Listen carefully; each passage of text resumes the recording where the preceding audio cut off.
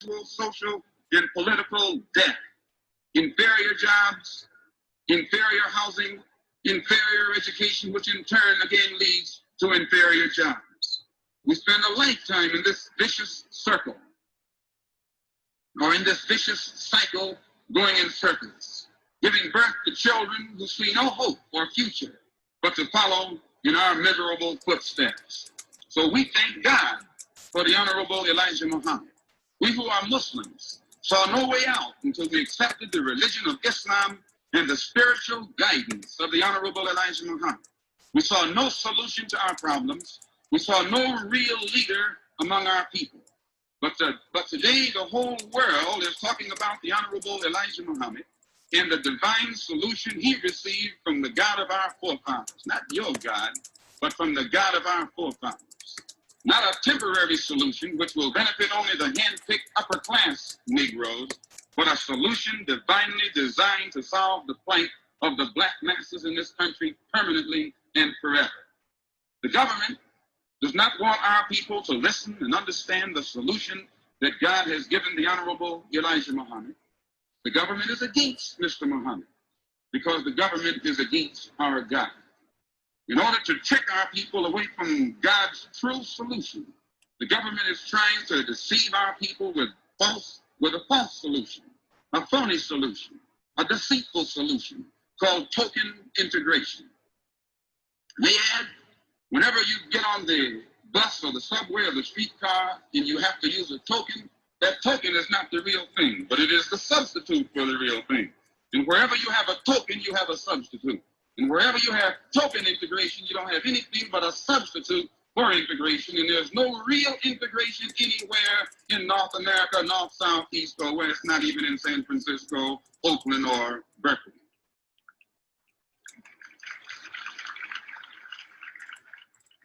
Has the government's efforts to bribe our people with token integration made our plight better, or has it made it worse? When you try to integrate the white community in search of better housing, the whites there fled to the suburbs. And the community that you thought would be integrated soon deteriorated into another all-black slum. What happened to the liberal whites? Why did they flee? We thought that they were supposed to be our friends. And why did the neighborhood deteriorate only after our people moved in? It is the tricky real estate agents posing as white liberal friends who encourage our people to force their way into white communities.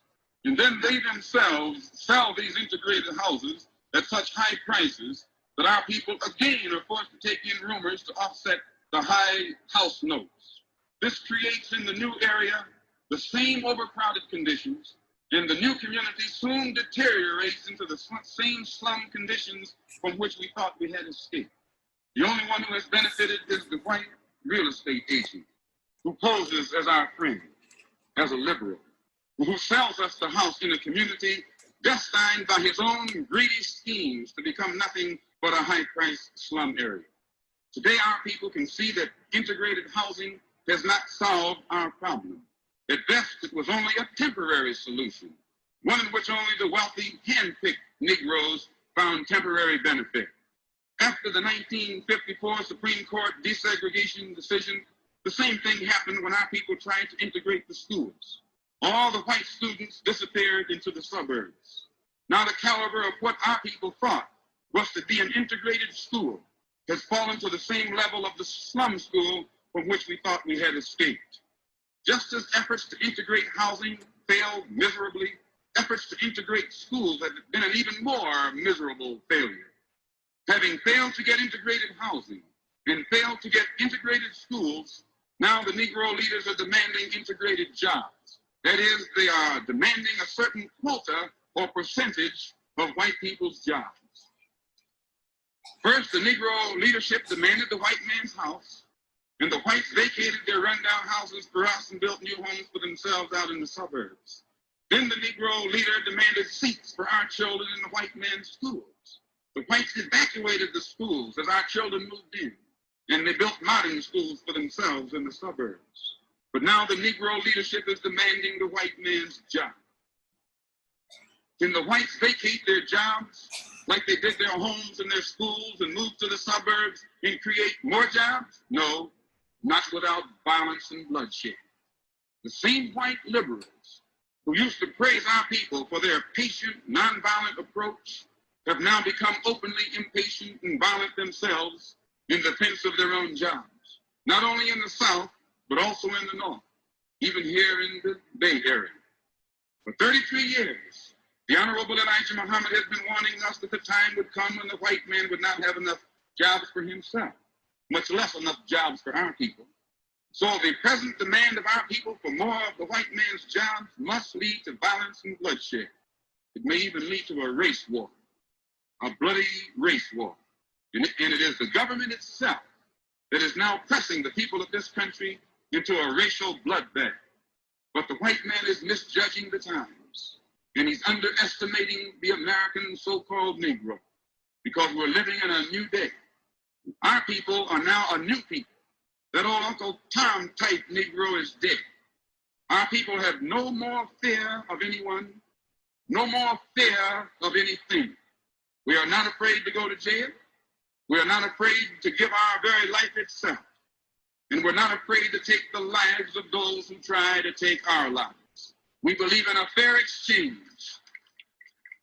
We believe in a fair exchange, an eye for an eye, a tooth for a tooth, a head for a head, and a life for a life. If this is the price of freedom, we won't hesitate to pay the price. By trying to oppose the divine solution that God has given to the Honorable Elijah Muhammad, the American government will actually provoke another civil war. That is, this government, and especially that present administration in Washington, D.C., will provoke a civil war among whites by trying to force them to give up their jobs and homes and schools to our people. And our people will provoke a race war by trying to take the white man's jobs and his schools and his home away from him. This racial dilemma poses a serious problem for white America. Civil war between whites on the one hand, a race war between the whites and their 20 million ex-slaves on the other hand. And the entire dark world is watching, waiting to see what the American government will do to solve this problem once and for all. We must have a permanent solution. A temporary solution won't do. Tokenism will no longer suffice. The Honorable Elijah Muhammad has the only permanent solution. 20 million ex-slaves must be permanently separated from our former slave master and placed on some land that we can call our own. Then we can create our own jobs, control our own economy, solve our own problems, instead of waiting on the American white man to solve our problems for us. The Honorable Elijah Muhammad teaches us that on our own land, we can set up farms, factories, businesses. We can establish our own government and become an independent nation. And once we become separated from the jurisdiction of this white nation, we can then enter into trade and commerce for ourselves with other independent nations. This is the only solution. The Honorable Elijah Muhammad says that in our own land, we can establish our own agricultural system. We can grow food to feed our own people. We can raise cattle and use the hide, the leather, and the wool to clothe our people. We can dig the clay from the earth and make bricks to build homes for our people. We can turn the trees into lumber and furnish the homes for our own people. He says that we can dig the natural resources from the earth once we are in our own land. Land is the basis of all economic security. Land is essential to freedom, justice, and equality. Land is essential to true independence. And the Honorable Elijah Muhammad says we must be separated from the American white man, return to our own land where we can live among our own people. This is the only true solution.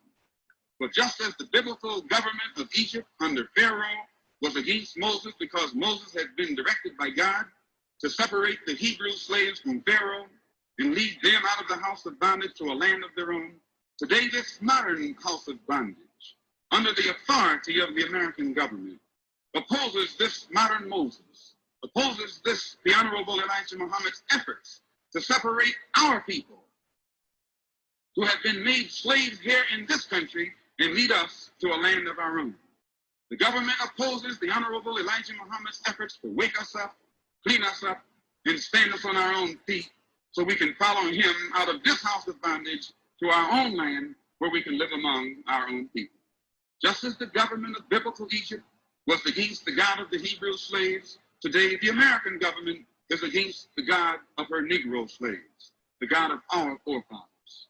And just as that Pharaoh tried to trick the Hebrew slaves into rejecting the offers of salvation from their God by deceiving them with false promises through hired magicians and carefully staged demonstrations like the recent ridiculous March on Washington, today this government is paying certain elements of the Negro leadership to deceive our people into thinking that we're going to get accepted soon into the mainstream of American life. The government is deceiving our people with false promises so we won't want to return to our own land and people. The government is saying, stay here. Don't listen to this Muhammad. We'll desegregate the lunch counters in the theaters and the parks and the toilets, meaning this public accommodation things where you can sit on a toilet with a white person or in a toilet with a white person. We'll give you more civil rights bills. We won't give you civil rights, but we'll give you civil rights bills. The government promises our people this only to keep you from listening to the Honorable Elijah Muhammad and to stop us from waking up. They know that if we listen to the Honorable Elijah Muhammad long enough, we will begin to do our own thinking. He'll make us see, hear, think, and able to speak for ourselves. Whenever you become fed up in this country with the white man's brutality, and you get set to take matters in your own hands in order to defend yourself and your people, the same government, and again I repeat, especially that Catholic administration in Washington, D.C., tries to pacify our people with deceitful promises of tricky civil rights legislation that is never designed to be a true solution to our problem. Civil rights legislation will never solve our problems. The white liberals are nothing but political hypocrites who use our people as political footballs only to get bills passed that will increase their own power. The present proposed civil rights legislation will give the present administration dictatorial powers and make America a legal police state, but still won't solve the race problem. The present administration is only using civil rights as a political football to gain more legislation and power for itself. Our people are being used as pawns in the game of power politics by political hypocrites. They don't want our people to listen to the Honorable Elijah Muhammad because they know he will make us see them as they really are. So I say in my conclusion, the Honorable Elijah Muhammad's message and solution is simple. He says, since we are not wanted in this country, let's pack our bags and go back home to our own people, to our own land. The propaganda of the American government is skillfully designed to make our people think that our people back home don't want us. Government propagandists tell us constantly, Africa is a jungle. Africans are savage and backward. They have no modern conveniences. And you're too much like us white folks. How could you live comfortably back there? This propaganda is government strategy against the Honorable Elijah Muhammad,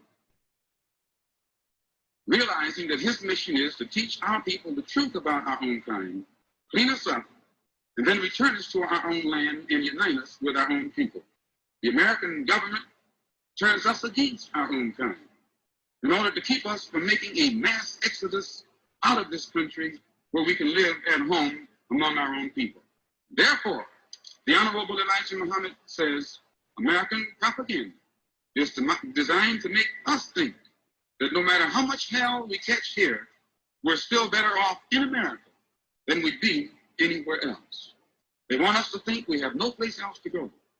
And many of our so-called intellectuals who pose as our leaders and spokesmen actually believe that we have no place else to go.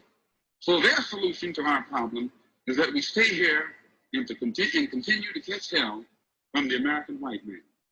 But the only permanent solution is complete separation or some land of our own in a country of our own. All other courses will lead to violence and bloodshed. It will lead to the destruction of America And it will also lead to the destruction of our people who fall for it. So his message is flee for your lives and save yourself. And I thank you. When you say force yourselves upon others, upon the white community, how exactly do you mean that? Well, any form of integration, forced integration, any effort to force integration upon whites is actually hypocritical. It is a form of hypocrisy involved. If a white man puts his arm around me voluntarily, that's brotherhood. But if you hold a gun on him and make him embrace me and pretend to be friendly or brotherly toward me, then that's not brotherhood, that's hypocrisy. And what America is trying to do is pass laws to force whites to pretend that they want Negroes into their schools or in their places of employment. Well, this is hypocrisy, and this makes a worse relationship between black and white, rather than if this could be brought about on a voluntary basis. So the Honorable Elijah Muhammad says that what should happen is the black man himself should learn how to develop himself in the same sense that the white man has developed himself. Then they can both come together and recognize each other as equal. Well, how can the black man develop himself as a separate society? Well, it's easy. He's separate already. The fact that you have Harlem, the fact that you have the Negro ghetto and the so-called Negro slum, he's already separate. The fact that he's a second-class citizen is a political separation. The fact that he's the last hired and the first fired is an economic separation. Only in this form of separation, the black man is exploited. The Honorable Elijah Muhammad says that we should be separate, all right. But in this separate state or separate existence, the black man should be given the opportunity and the incentive to do for himself what the white man has done for himself. If you have an all-white neighborhood, you don't call it a segregated neighborhood, but you call an all-black neighborhood a segregated neighborhood. And why? Because the segregated neighborhood is the one that's controlled from the outside by others. But a separate neighborhood is a neighborhood that is independent, it's equal, it can stand on its own 2 feet, such as the white neighborhood. It's an independent, free neighborhood, free community. They're not trying to force themselves upon anyone, socially or otherwise. But the Negro neighborhood, which is inferior, is begging for a chance to integrate itself into that which is superior, which is not going to happen. It's going to cause trouble. Well, in other words, then you think the Negro has first to raise himself to a status of equality with the white community? Yes. Now, what happens, assuming that he can do that? Would you then be in favor of integration, let's say, in the schools or anyplace else? When you are equal with another person, the problem of integration doesn't even arise. It doesn't come up. The Chinese in this country aren't asking for integration. The Japanese aren't asking for integration. The only minority in America that's asking for integration is the so-called Negro, primarily because he is inferior, not inherently inferior, but he's economically, socially, politically inferior. And this exists because he has never tried to stand on his own 2 feet and do something for himself. He has filled the role of a beggar. Well, how can a minority group in this country, so-called, stand on its own 2 feet? Well, I can give you this example by explaining the difference between segregation and separation. Segregation is that which is forced upon an inferior by a superior. Separation is done voluntarily by 2 equals. If I have children and they live in my house, I care for them, they're dependent upon me. And their dependence upon me puts me in a position to regulate their lives, control their lives, tell them where to go, where they can't go. That's a form of segregation. But when those children become of age and they think they're equal with me, they leave my home. And when they leave my home and begin to set up a home for themselves, provide clothing, food, and shelter for themselves, that makes them independent of me. It puts them out of my jurisdiction. And the fact that they can do for themselves that which I have done for myself makes me have to recognize that they are equals with me. And now the Honorable Elijah Muhammad says that the black man in America for the past 400 years has been like a boy in the white man's house, begging the white man for a job, for food, clothing, and shelter. And then after the white man provides him with all of these things, he turns around and has the nerve to get angry at the white man when the white man tries to control his life. But how, from a practical point of view, can the Negro be self-sufficient? The Honorable Elijah Muhammad says, number one, he must have a knowledge of himself. And this gives him confidence in himself. He has been brainwashed by the educational system that exists here in America to the point where he feels he was a savage in the jungle when he was, before he was brought here, and this destroys his morale. So the number one thing that has to be done, he has to be retaught, he has to be re-educated and made to know that he's a man like anyone else, and then he can stand on his own 2 feet like others have done. I might add, the whites who came here only, say 50 years ago as immigrants have come into this country. They have set up businesses. They've developed these businesses into an industry. Some of them came here as poor immigrants, uneducated, and yet today they're economically independent. Now, the black man here was so-called free by Lincoln 100 years ago. The black man in America has a purchasing power of $20 billion. Now, and he's educated. If the white man can come here uneducated and as an immigrant, and within 10 or 15 years set up an industry that provides job opportunities and educational opportunities for black people, then if the black man, the black leadership, who has access to all of this money and has all of these degrees today, can't use his talent and his know-how to set up business opportunities, job opportunities, housing opportunities for the black people, the same as the white leaders have done for white people, then these black leaders need to get off the boat. They're not leading our people toward any kind of independence, but they're using their positions and their education and their talent to exploit our people worse than the slave master did during slavery. Are you advocating a state within a state for the Negro community? Not a state within a state, but the Honorable Elijah Muhammad is saying that the black man, since the white man, has found it impossible to bring about integration other than on a token basis, and which proves that the two of us, the ex-slave and the master, can't live in the same house as equals. And at the same time, then what Mr. Muhammad says is they should take their navy and their merchant fleet and ship us back where they got us. And that's not deportation, that's returning stolen property to its proper owner.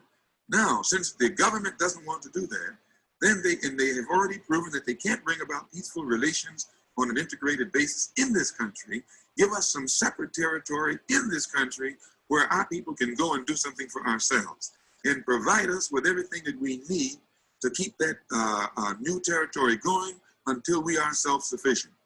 And this should not be too hard to understand that the government should do it, because if this government can send $20 billion to Latin America, to some peasants who have never fought for this country or worked for this country, and is sending hundreds of millions of dollars to Africa and Asia to try and buy friendship of people who will never be friendly toward them, then they should be even more quick to spend whatever amount of money is necessary to get inside of their house straight before it's too late. So we don't think that we're begging for anything. We think we're demanding what is ours by right.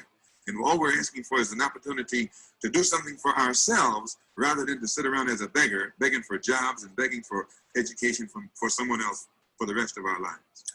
Well, many sociologists say that the reason why the Negro in the United States is, quote, inferior, unquote, if you want to use that expression, is because of what the white man has done with segregation.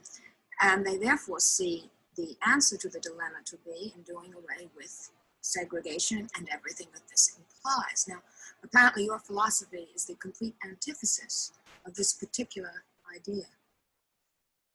Well, I don't know whether you would call it the antithesis. We're primarily interested in solving the problem of 20 million black people.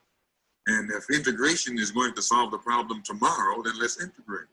But since the Supreme Court issued its desegregation decision 7 years ago, and you only have about 6 or 7% integration now on an educational level, that means that the black man trying to use integration as a means of solving his problem will be another 100 years just getting integration on an educational level. And what the white man in America needs to realize is there's a new thinking among black people today, which makes them not willing to sit around and wait for 5 years to get this problem solved, much less 100 years. And since integration is so slow, and the white man knows the problem must be solved, the only thing that he can do tomorrow is separate, because we're already separated. Mm-hmm. Mr. Malcolm, what do you think of Martin Luther King? I think that any black man who teaches black people to turn the other cheek and suffer peacefully after they've been turning the cheek and suffering peacefully for 400 years in a land of bondage under the most cruel, inhuman, and wicked slave master that any people have ever been under. He is doing those people an injustice, and he's a traitor to his own people. Nobody should teach the black man in America to turn the other cheek unless someone is teaching the white man in America to turn the other cheek. And no one should advocate any peaceful suffering to black people unless the white man is going to practice the same kind of peaceful suffering. What Martin Luther King is doing is disarming the black people of America of their God-given right and of their natural right. And the law of nature gives a man a right to defend himself when he's attacked. And God's law itself gives a man the right to defend himself when he's attacked.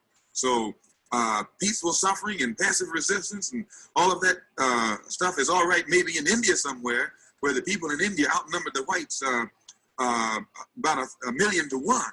But here in America, when you tell, that's like an elephant sitting down on a mouse in India with Gandhi. But in America, you have the mouse now trying to sit down on the elephant, thinking that he's going somewhere, and it's absurd. Don't you think that perhaps the idea of nonviolent resistance is a tactic which disarms the white community as much, if not more, than it does the Negro? No, you don't disarm any white community with any by confining yourself to any particular method. If you want freedom, then you should get freedom, like Patrick Henry said, by whatever method is necessary. If you are not willing to pay the price for freedom, you don't deserve freedom. Oh, I'm sorry, I didn't want to interrupt you. No, that's all right. Yeah. Well, it seems to me that actually the basis of distinction here is the distinction of goals. Dr. King's goals are quite different from yours. He believes in integration, complete integration of society. Well, that's where Dr. King is mixed up. His goal should be the solution of the problem of the black man in America. Now, not integration. Integration is the method toward obtaining that goal. And what the Negro leader has done is gotten himself wrapped up in the method and has forgotten what the goal is. The goal is the dignity of the black man in America. He wants respect as a human being. He wants recognition as a human being. Now, if integration will get him that, all right. If segregation will get him that, all right. If separation will get him that, all right. But after he gets integration and he still doesn't have this dignity and this recognition as a human being, then his problem is still not solved. Well, isn't this exactly what Dr. King is looking towards, and that is the day when the Negro will be treated with dignity? Wasn't this, after all, the result of the Montgomery bus boycott? No, because I don't think you can, having an opportunity to ride either on the front or the back or in the middle of someone else's bus doesn't dignify you. When you have your own bus, then you have dignity. When you have your own school, you have dignity. When you have your own country, you have dignity. When you have something of your own, you have dignity. But whenever you are begging for a chance to participate in that which belongs to someone else, or use that which belongs to someone else on an equal basis with the owner, that's not dignity, that's ignorance. If I may add, for instance, King and these others will say that they are fighting for the Negro to have equal job opportunities. How can people, a group of people such as our people, who own no factories, have equal job opportunities competing against a race that owns the factories? The only way the two can have equal job opportunities is if black people have factories as well as white people have factories. And then we can employ whites or we can employ blacks, just like they can employ whites or they can employ blacks. But as long as the factories are in the hands of the whites, the housing is in the hands of the whites, the school system is in the hands of the whites, you have a situation where the blacks are constantly begging the whites, can they use this or can they use that? That's not any kind of equality of opportunity, nor does it lend toward one's dignity. Well, would you not admit that the situation in the South today for the Negro is better than it was, let's say, 10 years ago? No, because 10 years ago, the black man knew what his condition was, and today, because of the world revolution that's taking place all over this earth, the black man would be fighting for what he knows is his by right. But the movement on the part of King and the others has done nothing but slow down the militancy that is inherent in the nature of the black man. All over this world, people are standing up for freedom. In this country, these Negro leaders have Negroes sitting down, thinking that there's dignity towards sitting in. I might add, ma'am, how in the world can you say, or can anyone say, that it will dignify the American Negro to beg in or wade in or plead in.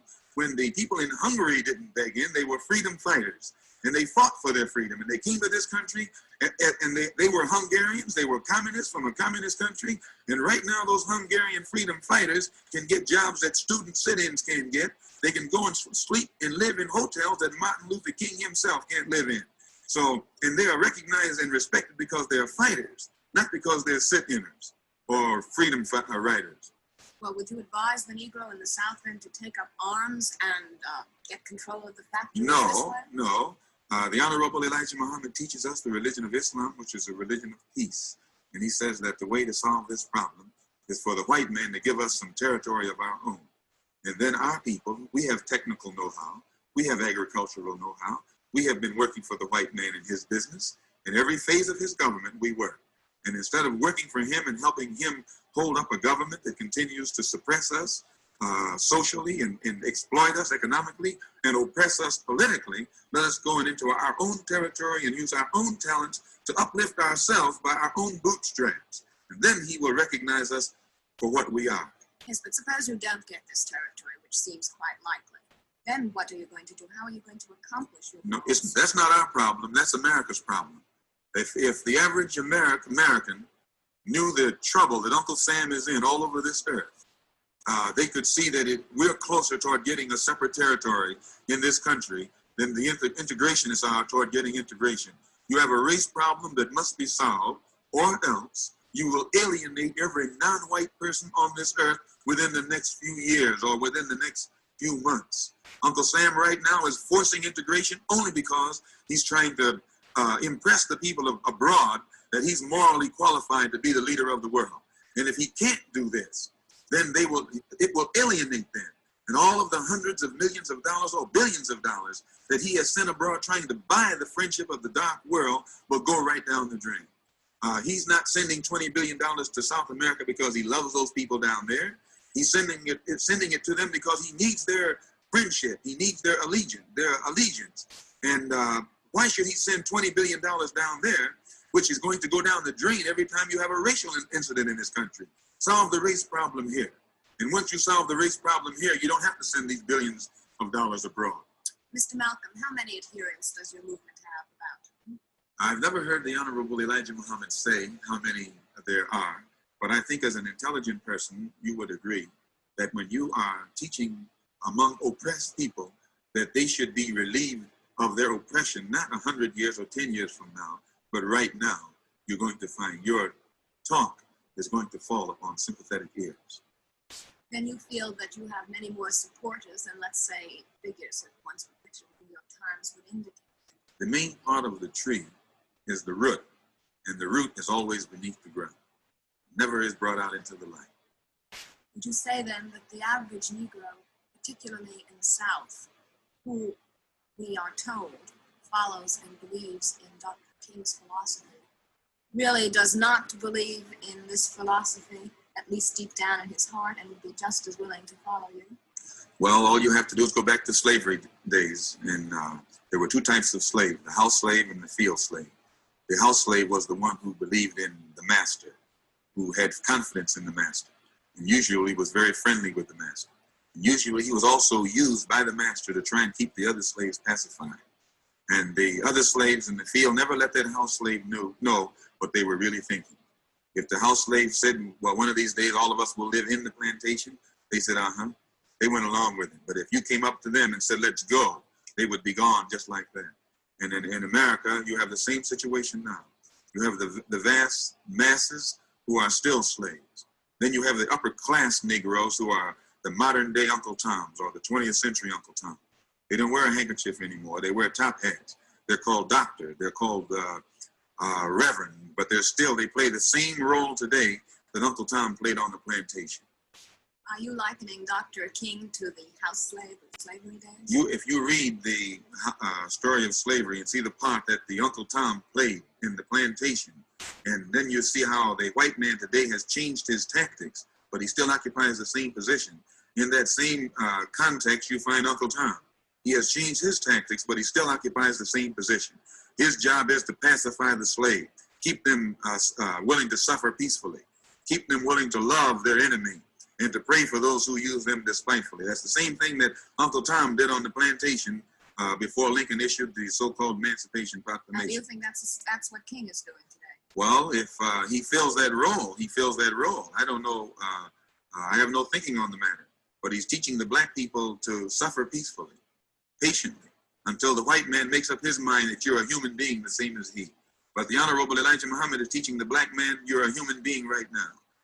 All you have to do is dignify yourself. You don't have to wait for any white man to recognize you.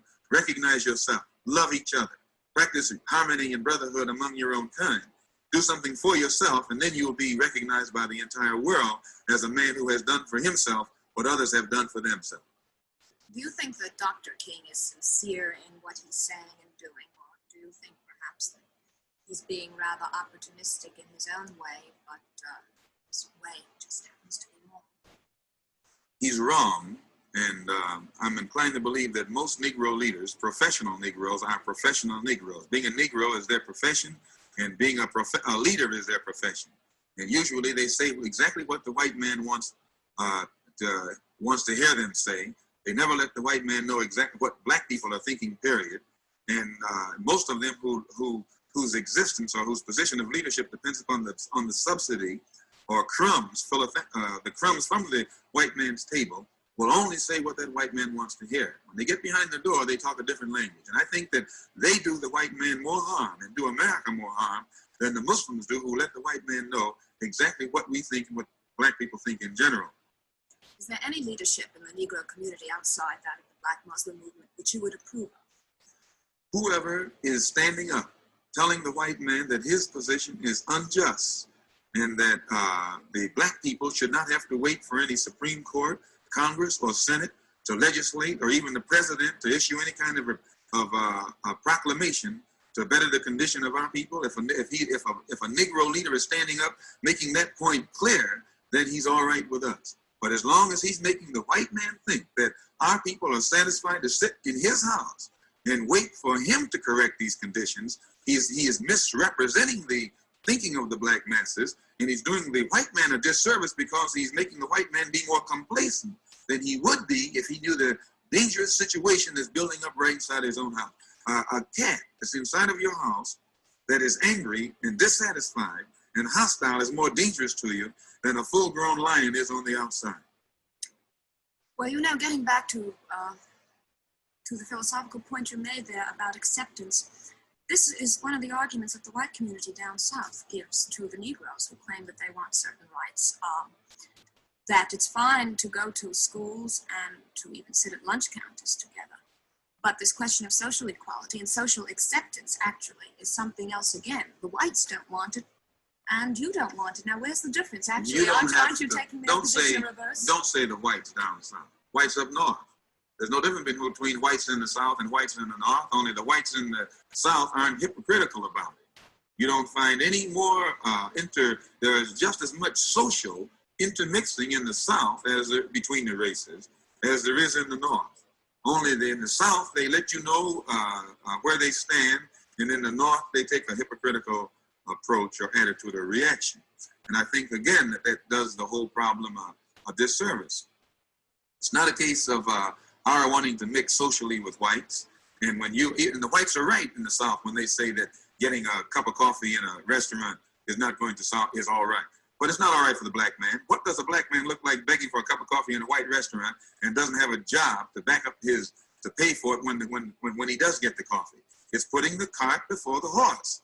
Instead of the Negro leaders having the black man begging for a chance to dine in white restaurants, the Negro leader should be showing the black man how to do something to strengthen his own economy, to give himself an independent economy, or to provide job opportunities for himself. Not begging for a cup of coffee in a white man's restaurant. Well, you take a situation like that which exists in Atlanta. Now, here it would seem to me would be an ideal illustration of your point. In Atlanta, you have some of the wealthiest Negroes in the United States. They own insurance companies, banks, beautiful homes. They have their own restaurants, nightclubs. They have some of the best schools that are all Negro schools. Yet do you really think that this makes them any better off? Do you think that this gives them any more dignity? I mean, isn't isn't this the goal towards which you're reaching? Yes, this is the goal in part, but not only do we want our own community, we want our own land, period. Same as the Jews were never satisfied until they had Israel. They wanted a country that they could point toward and a flag that they could point toward. This doesn't mean that they even went to Israel, but this gave them prestige, it gave them dignity, it gave them something to back them up. And the black man in America's position is parallel with that of the Jews, especially when the Jews were in bondage under Pharaoh. And at no time did Moses in the Bible ever try and integrate the Hebrews into the Egyptian society or accept any hypocritical offers made by the slave master of that day.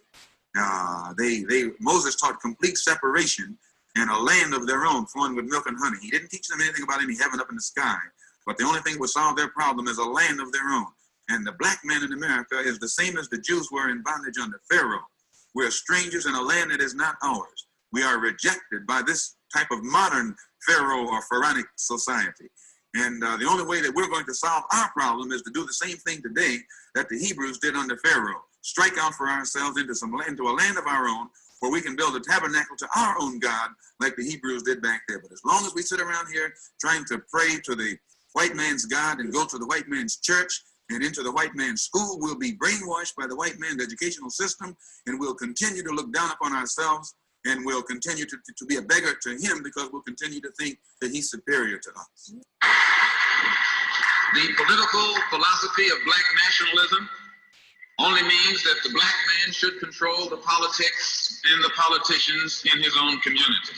The time when white people can come in our community and get us to vote for them so that they can be our political leaders and tell us what to do and what not to do is long gone.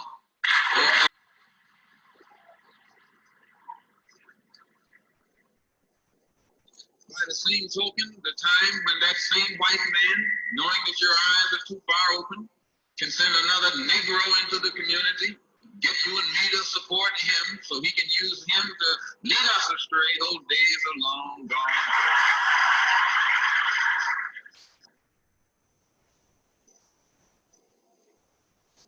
The political philosophy of black nationalism only means that if you and I are going to live in a black community, and that's where we're going to live, because as soon as you move into one of their, as soon as you move out of the black community into their community, it's mixed for a period of time, but they're gone, and you're right there all by yourself.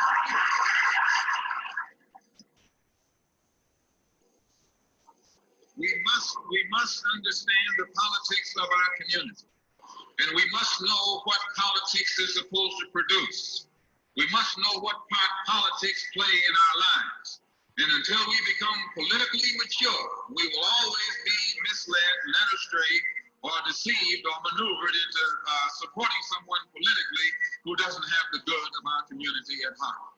So the political philosophy of black nationalism only means that we will have to carry on a political program of re-education to open our people's eyes, make us become more politically conscious, politically mature. And then we will, whenever we get ready to cast our ballot, that ballot will be cast for a man of the community who has the good of the community at heart.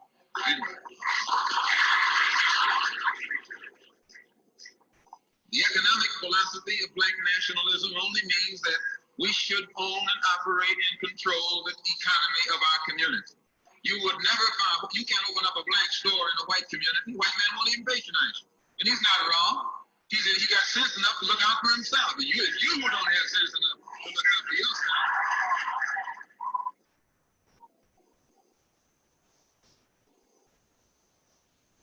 The white man is too intelligent to let someone else come and gain control of the economy of his community. But you will let anybody come in and control the economy of your community. Control the housing, control the education, control the jobs, control the businesses under the pretext that you want to integrate. No, you're out of your mind.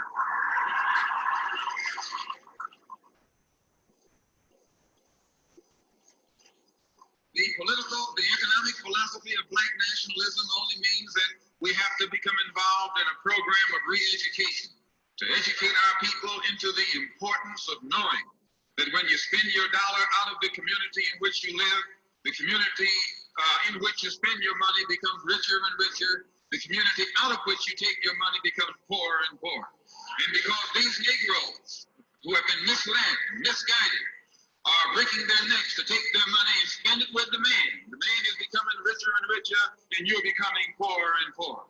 And then what happens? The community in which you live becomes a slum. It becomes a ghetto. The conditions become run down.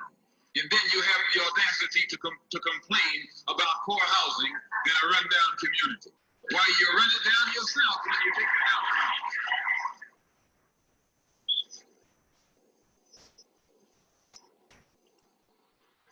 And you and I are in a double track, because not only do we lose by taking our money someplace else and spending it, when we try and spend it in our own community, we're trapped because we haven't had sense enough to set up stores and control the businesses of our community.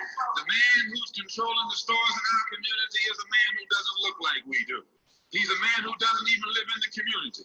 So you and I, even when we try and spend our money in the block where we live or the area where we live, we're spending it with a man who, when the sun goes down, takes that basket full of money in another part of the town.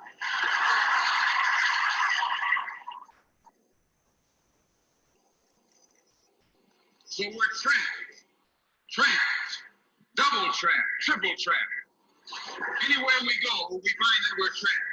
And every kind of solution that someone comes up with is just another trap. But the political and economic philosophy of black nationalism, the economic philosophy of black nationalism shows our people the importance of setting up these little stores and developing them and expanding them into larger operations. Woolworth didn't start out big like they are today. They started out with a dime store and expanded and expanded and expanded until today they're all over the country and all over the world, and they get some of everybody's money. Now, this is what you and I in General Motors, the same way, didn't start out like it is. It started out just a little rat race type operation. Then it expanded and expanded until today is where it is right now. And you and I have to make a start. And the best place to start is right in the community where we live.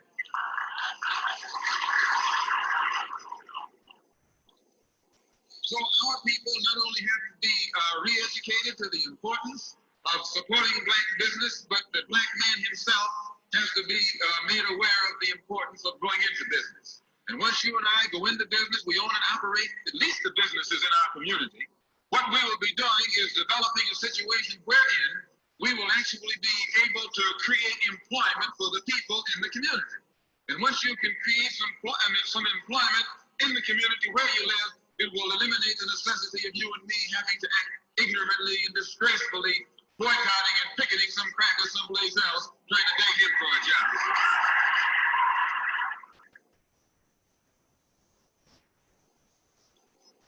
Anytime you have to rely upon your enemy for a job, you're in bad shape. When he is your enemy, anything, you wouldn't be in this country if some enemy hadn't kidnapped you and brought you here.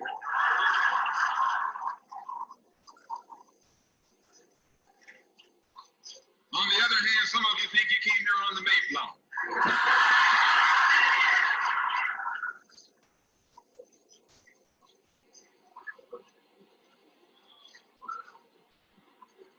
So as you can see, brothers and sisters, today, this afternoon, it's not our intention to discuss religion. We're going to forget religion. If we bring up religion, we'll be in an argument. And the best way to keep away from arguments and differences, as I said earlier, put your religion at home, in the closet. Keep it between you and your God. Because if it hasn't done anything more for you than it has, you need to forget it anyway.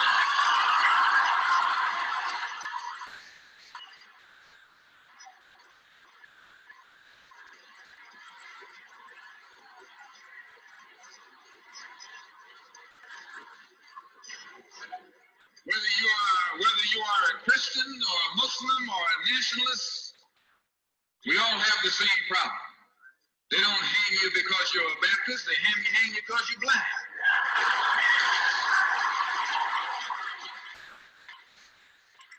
They don't attack me because I'm a Muslim, they attack me because I'm black. They attack all of us for the same reason. All of us catch hell from the same enemy. We're all in the same bag, in the same boat. We suffer political oppression, economic exploitation, and social degradation. All of them from the same enemy. The government has failed us. You can't deny that. Anytime you live in the 20th century, 1964, and you walking around here singing, "We shall overcome," the government has failed.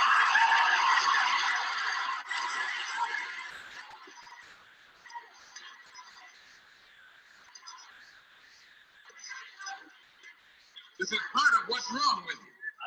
You do too much singing.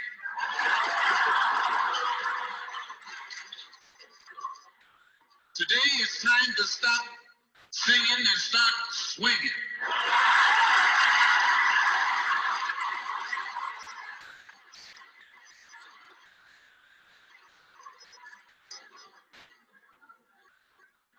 You can't sing up on freedom, but you can swing up on some freedom.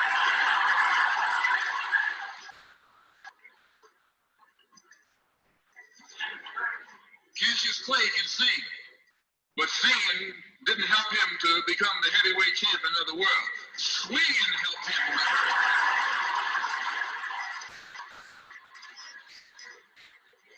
But this government has failed us.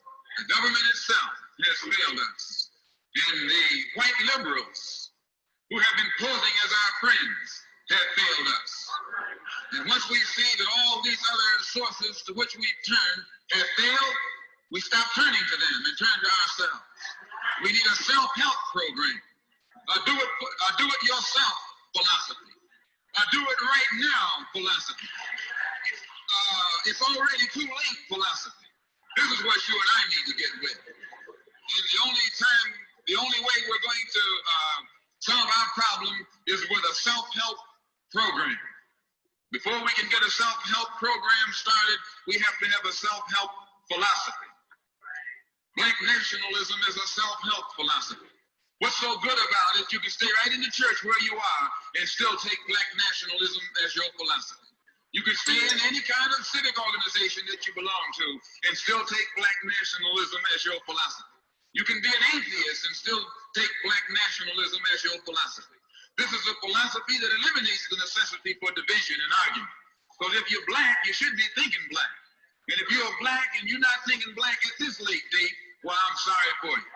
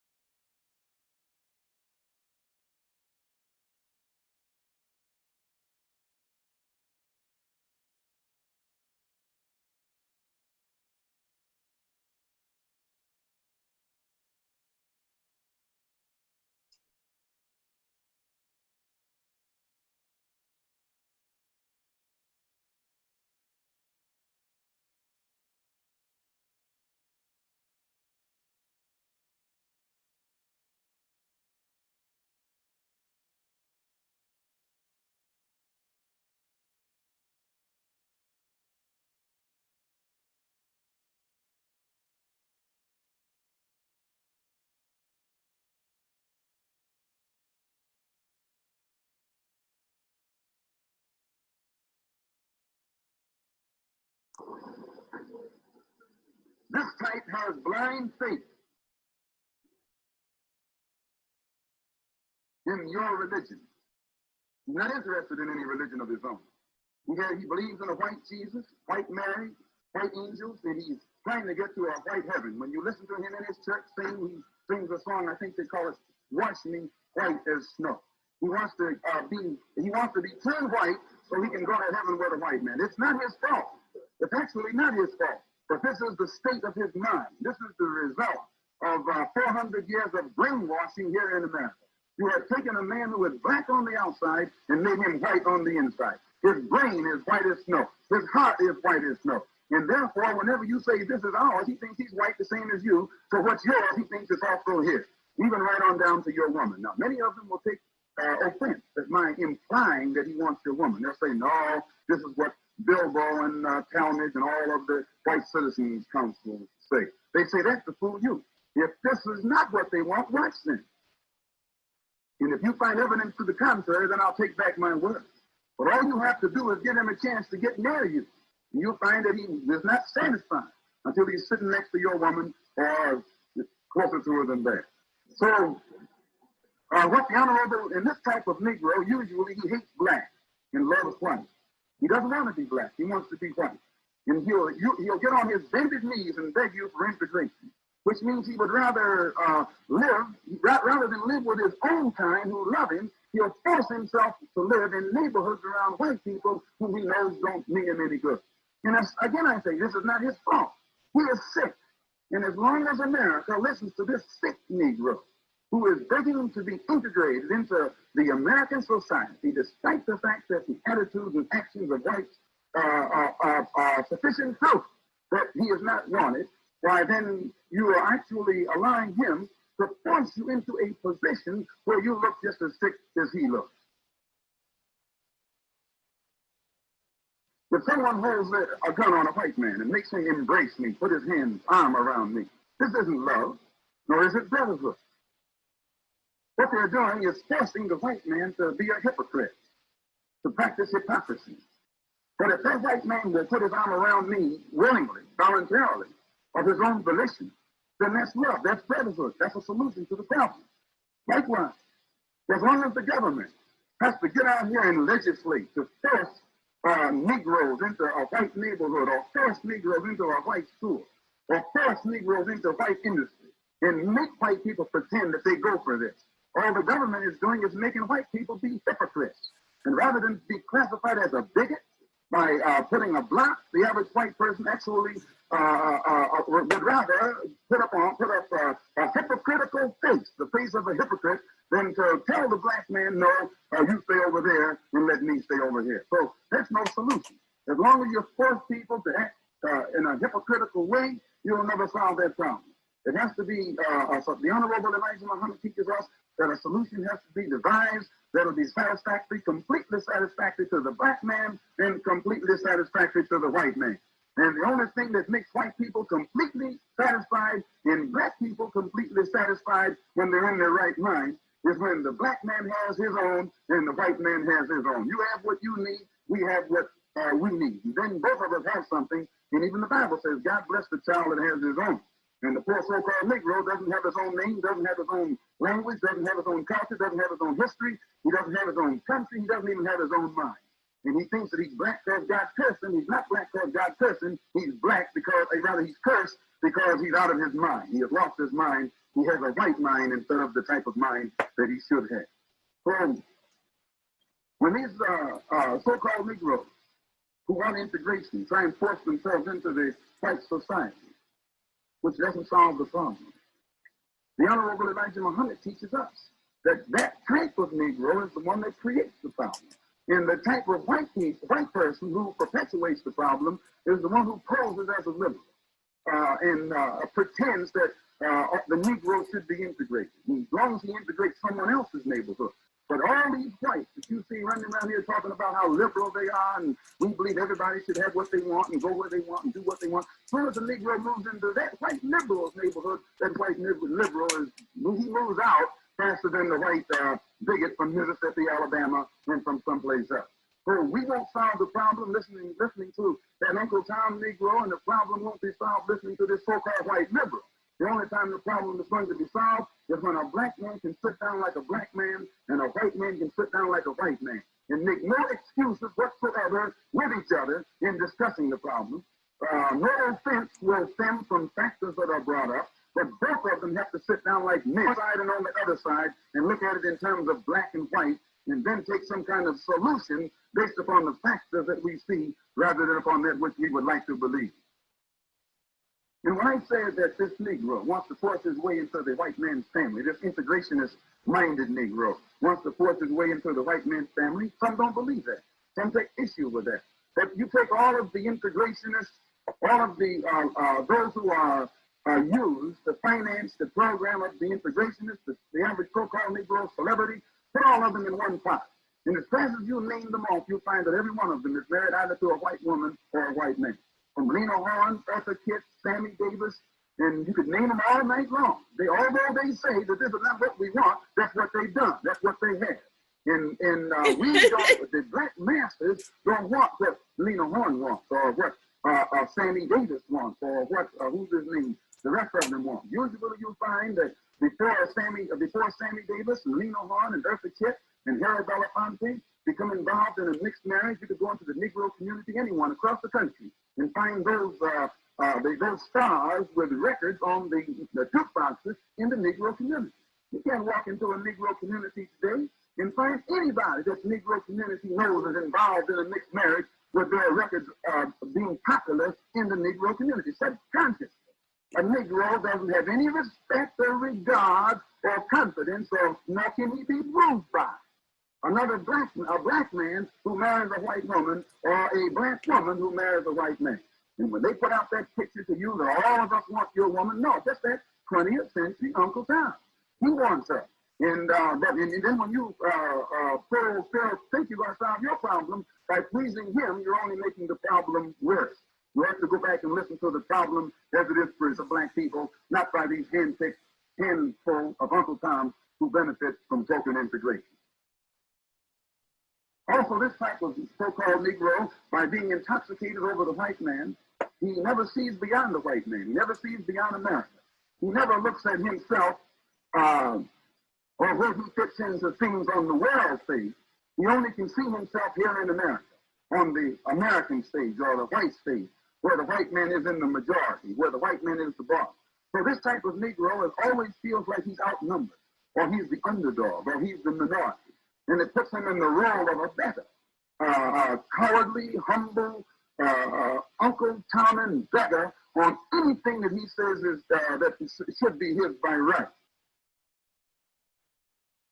Whereas when it comes, he wants to be an American rather than to be black. He wants to be something other than what he is.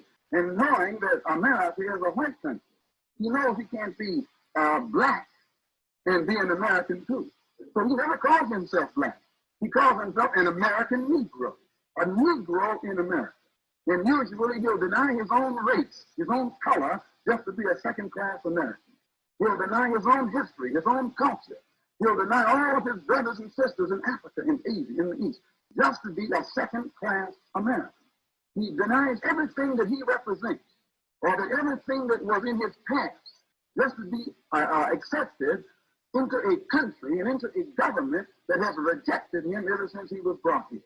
Well, this Negro is sick. He has to be sick to try and force himself amongst some people who don't want him, or to be accepted into a government that has used its entire political system and educational system to keep him relegated to the role of a second-class citizen. And therefore, he spends a lifetime begging for acceptance into the same government that made slaves of his people. He gives his life for a country that made his people slaves, and still confines them to the role of second-class citizens. And we feel that he wastes his time begging white politicians, political hypocrites, for civil rights or for some kind of first-class citizenship. He's like a watchdog or a hound dog. You may run into a dog. No matter how vicious a dog is, you find him out in the street, he won't bite you. But when you get him up on the porch, he will growl. He'll take your leg. Now that dog, when he's out in the street, only his own life is threatened. And he's never been trained to protect himself. He's only been trained by his master to think in terms of what's good for his master. So when you catch him in the street and you threaten him, he'll go around. But when you come up through the gate when he's sitting on the master's porch, then you'll bear his fangs and get ready to bite you. Not because you're threatening him, but because you're threatening his master, who has trained him not to protect himself, but to protect the property of the master. And this type of 20th century Uncle Tom is the same way. He'll never attack you, but he'll attack me. I can run into him out in the street and blast him. He won't say a word. But if I look like I'm about to blast you in here, he'll open up his mouth and put up a better defense for you than you can put up for yourself. Because he hasn't been trained to defend himself. He has only been trained to open up his mouth in defense of his master. He hasn't been educated, he's been trained. When a man is educated, he can think for himself and defend himself and speak for himself. But this 20th century Uncle Tom Negro never opens up his mouth in defense of a black man. He opens up his mouth in defense of the white man, in defense of America, in defense of the American government. He doesn't even know where his government is because he doesn't know that he ever had one. He doesn't know where his country is because he doesn't know that he ever had one. He believes in exactly what he was taught in school, that when he was kidnapped by the white man, he was a savage in the jungle someplace, eating people and throwing spears and with a nut bone in his nose. And the average American Negro has that concept of the African continent. It is not his fault. This is what has been given to him by the American educational system. He doesn't realize that there were civilizations and cultures on the African continent at a time when the people in Europe were crawling around in the caves going naked. He doesn't realize that the black man in Africa was wearing silk, was wearing slippers that he was able to spin himself, make himself, at a time when the people up in Europe were going naked. He doesn't realize that he was living in palaces on the African continent when the people in Europe were living in caves. He doesn't realize that he was living in a civilization in Africa where science had been so far advanced, especially even the astronomical sciences, to a point where Africans could plot the course of the stars in the universe when the people up in Europe still thought the earth was round, the planet was round or flat. He doesn't realize the advancement and the high state of his own culture that he was living in before he was kidnapped and brought to this country by the white man. He knows nothing about that. He knows nothing about the ancient Egyptian civilization on the African continent, or the ancient Carthaginian civilization on the African continent, or the ancient civilizations of Mali on the African continent, civilizations that were highly developed and produced scientists. Timbuktu, the center of the Mali Empire, was the center of learning at a time when the people up in Europe didn't even know what a book was. He doesn't know this because he hasn't been taught. And because he doesn't know this, when you mention Africa to him, well, he thinks you're talking about a jungle. And I went to Africa in 1959 and didn't see any jungle and didn't see any mud huts until I got back to Harlem in New York City.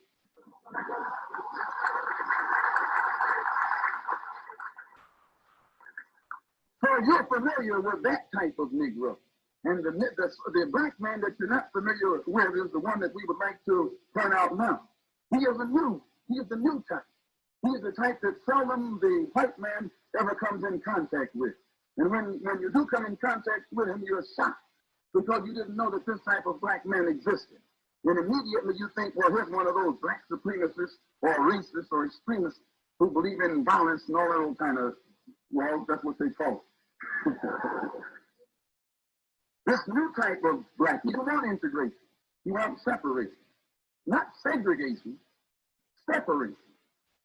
To him, segregation, as we're taught by the Honorable Elijah Muhammad, means that which is forced upon inferiors by superiors. A segregated community is a Negro community. But the white community, though it's all white, it's never called a segregated community. It's a separate community.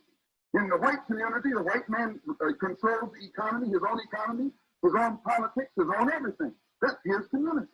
But at the same time, all the Negro lives in a separate community. It's a segregated community, which means it's regulated from the outside by outsiders. The white man has all of the businesses in the Negro community. He runs the politics of the Negro community. He controls all the civic organizations in the Negro community. This is a segregated community. We don't go for segregation. We go for separation. Separation is when you have your own. You control your own economy. You control your own politics. You control your own society. You control your own everything. You have yours and you control yours. We have ours and we control ours. They don't call Chinatown in New York City or on the West Coast a segregated community. Yes, but yet it's all Chinese. But the Chinese control it. Chinese voluntarily live there. They control it. They run it. They have their own schools. They control their own politics, control their own industry. And they don't feel like they're being made inferior because they have to live to themselves. They choose to live to themselves. They live there voluntarily. And they are doing for themselves in their community the same thing you do for yourself in your community. This makes them equal because they have what you have. But if they didn't have what you have, then they'd be controlled from your side, even though they would be on their side. They'd be controlled from your side by you. So when we who follow the Honorable Elijah Muhammad say that we're for separation, it should be emphasized. We're not for segregation. We're for separation. We want the same for ourselves as you have for yourself. And when we get it, then it's possible to think more intelligently and to think in terms that are along peaceful lines. But a man who doesn't have what is his, he can never think always in terms that are along peaceful lines. This new type rejects the white man's Christian religion. He recognizes the real enemies. That Uncle Tom can't see his enemy. He thinks his friend is his enemy and his enemy is his friend. And he usually ends up loving his enemy, turning his other cheek to his enemy. But this new type, he doesn't turn the other cheek to anybody. He doesn't believe in any kind of peaceful suffering. He believes in obeying the law. He believes in respecting people. He believes in doing unto others as he would have done unto himself. But at the same time, if anybody attacks him, he believes in retaliating if it costs him his life. And it is good for white people to know this. Because if white people get the impression that Negroes all endorse this whole turn the other cheek cowardly philosophy of Dr. Martin Luther King, then the whites are going to make the mistake of putting their hands on some black man thinking that he's going to turn the other cheek and he'll end up losing his hand and losing his life in the trial. So it is always better to let someone know where you stand. And there are a large number of black people in this country who don't endorse anything of what Dr. Martin Luther King and these other 20th century religious Uncle Toms are putting in front of the public eye to make it look like this is the way, this is the behavior, or this is the thought pattern of most of our people. Also, this new type, you'll find, he doesn't look upon it as being any honor to be in America. He knows he didn't come here on the Mayflower. He knows he was brought here in a slave ship. But this 20th century Uncle Tom, he'll stand in your face and tell you about when his fathers landed on Plymouth Rock. His father never landed on Plymouth Rock. The rock was dropped on him, but it wasn't dropped on him.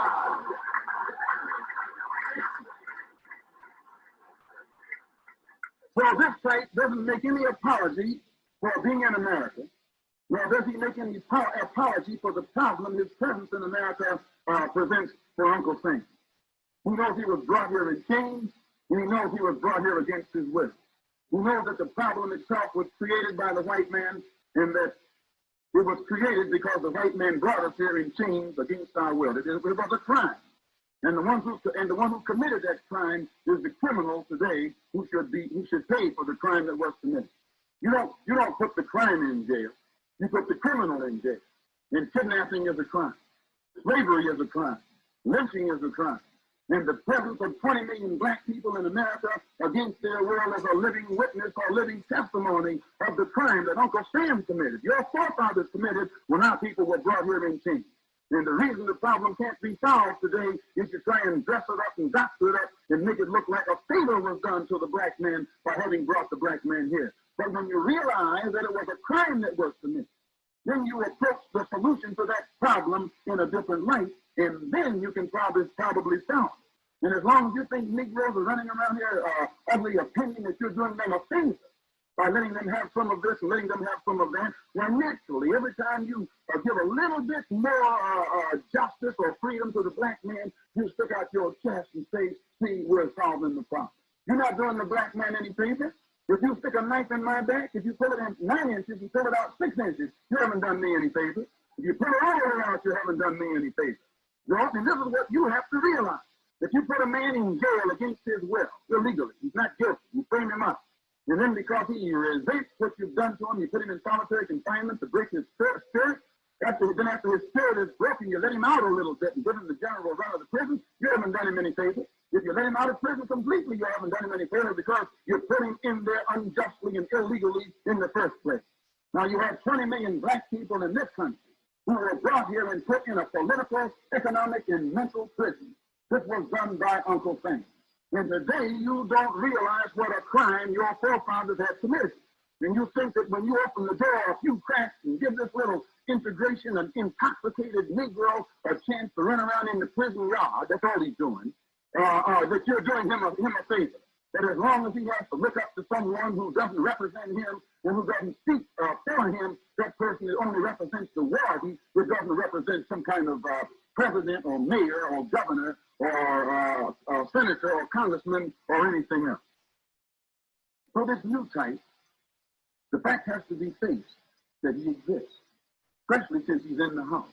He didn't come here against his will. So you have to take the blame for his being here. And once you take the blame, then it's more easier for you to approach the problem more sensibly and try and get a solution. And the solution can never be based upon hypocrisy. The Honorable Elijah Muhammad says that this solution has to be based upon reality. Tokenism is hypocrisy. One little student in the University of Mississippi, that's hypocrisy. A handful of students in Little Rock, Arkansas, is hypocrisy. A couple of students going to school in Georgia is hypocrisy. Integration in America is hypocrisy in the rawest form, and the whole world can see it. All this little tokenism that is dangled in front of the Negro, and then he says, see what we're doing for you, Tom. Why, the whole world can see that this is nothing but hypocrisy, and all you do is make your image worse. You don't make it better.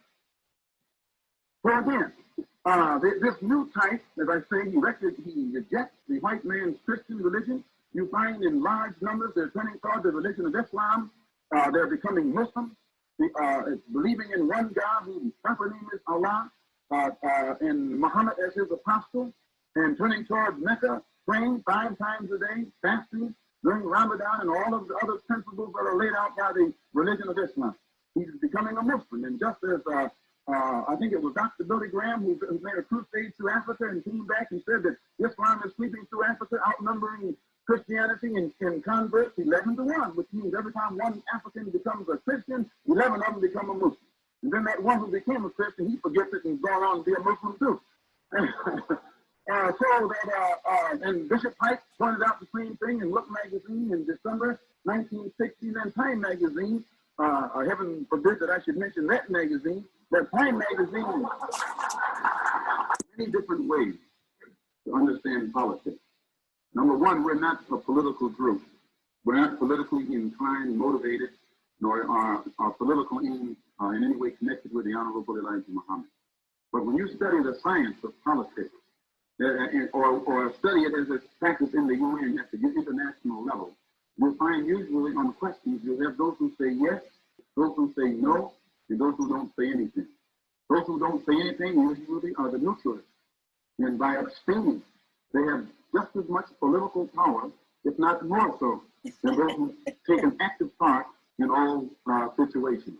Where the Negro in America is concerned, he's been without the ballot so long. Today, when he gets the ballot, he's ballot happy.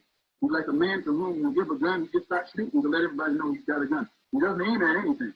Well, we believe in shooting too, but we first believe that we should have a target, and then when that target gets within our reach, then we'll put the bullet where it belongs, or the ballot where it belongs, or whatever you call it, where it belongs. But we don't see at this point where the black man gains anything in politics. Let me just give you an example.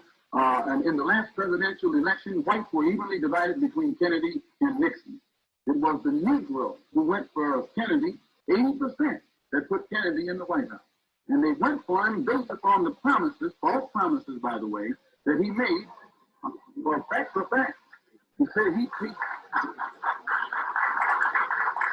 I think everybody has a right to his opinion. And I'm quite certain those who are familiar with Kennedy's promises to the Negro know what he said he could do with the stroke of his pen. And he was in office for 2 years before he found where his fountain pen was, where the Negro is concerned.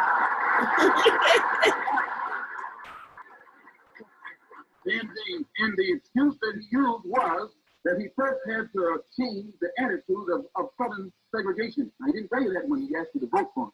But once he got in, then he had to tell you what problems he was facing. He didn't want to take a stand against the Southern segregationists. But he did take a stand against U.S. Steel, which is the strongest corporation on this earth. He threw down the gauntlet. He threw down the gauntlet to Cuba. He has thrown down the gauntlet to anybody he's desired.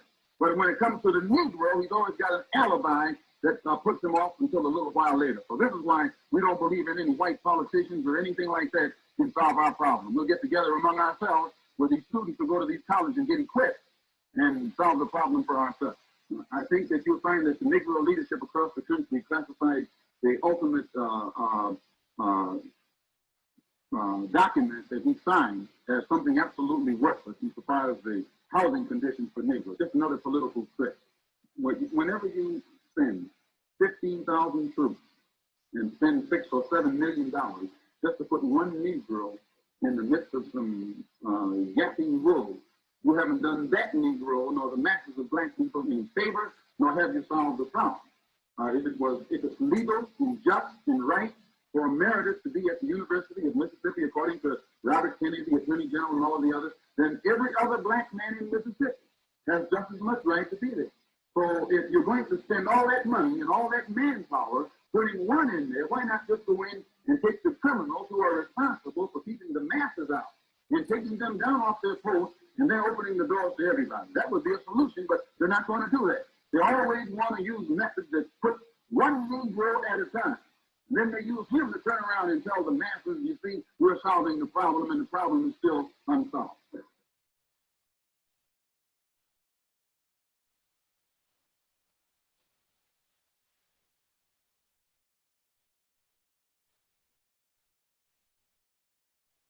Funding for George Washington Carver. Okay, I'm not going to share George Washington Carver. I'm thinking I was just going to share Malcolm, simply because so many people were just terrified of Malcolm X, and I remember growing up and I didn't want to seem like I was radical, so didn't want to get into it, just, pretended like that was not something that was really going on, but it really was going on, and it's still going on. And until we all wake up, it's going to continue to go on. So I wanted to share that this morning, and there's another one I'm going to record and share too. But first we have to say this and upload it, and then I will say subscribe, follow me, and educate yourself. Enjoy the journey.